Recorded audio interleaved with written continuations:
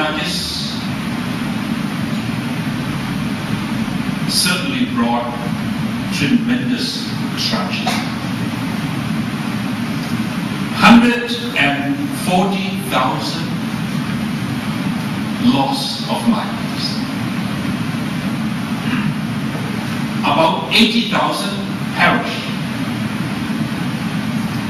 About 60,000 lost, considered dead by now. And that is in the delta of the Irrawaddy River, considered the rice bowl of Myanmar, and used to be the rice bowl of Asia too, where the British were there. ASEAN was asked, was begged, was appealed to go into Myanmar, provide the international community with what we call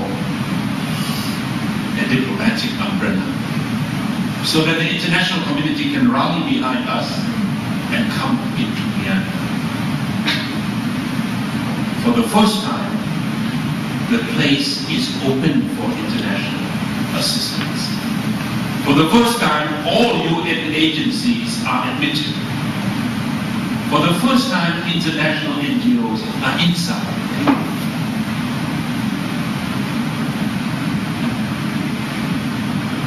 The Deputy Secretary-General mentioned my role in East Timor in 1999. When I went to Jakarta, I had to be very, very careful to say that I am the foreign minister of a neighboring country who happens to be the chair of ASEAN at the same time.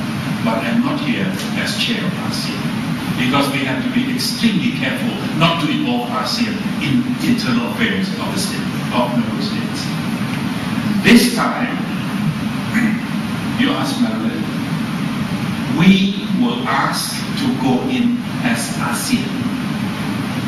It's unfortunate that it had to come on the heel of a major tragedy. But there is a silver lining to this tragedy, and that is we have been able to help open Myanmar, increase a level of comfort, and allow the international community to come in, allow the Myanmarese authorities to feel confident engaging ASEAN, engaging with the international community, with the UN. The challenge before us is to maintain this humanitarian space.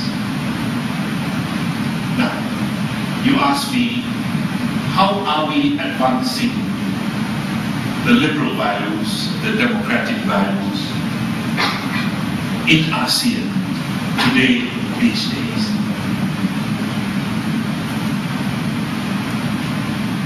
Never before has ASEAN been able to win the trust, political trust, security trust of the international community than now, because of what happened in Myanmar. So, a lot of international organizations and dialogue partners, plus non-dialogue partners who also would like to promote freedom and liberty and democracy, are now swinging behind ASEAN and ask us, what can we do to help ASEAN and ASEAN Secretariat do your job better? It is a humanitarian opening, but that humanitarian opening required a political decision by the leadership of Myanmar to open up the country for ASEAN, for the international community, for the UN, for the NGOs to go in and deliver assistance to those people. My argument to all this, the World Bank, the ADB, Australia, the US, Japan, Canada, Norway, Nordic country which has been the champion of democracy and freedom and liberty around the world has decided that a strengthened ASEAN is going to be better for the region, to deliver other services and other good contributions to the region, including the service of freedom and liberty and democracy in the region. So what we are trying to do in Myanmar now, there's a phrase, I think it's by Bill Clinton, when you go into a crisis-torn area, your hope is to build back better. BBB. Our ASEAN home in Myanmar is build back better for both of us, for Myanmar and for ASEAN. ASEAN has to come out of this stronger.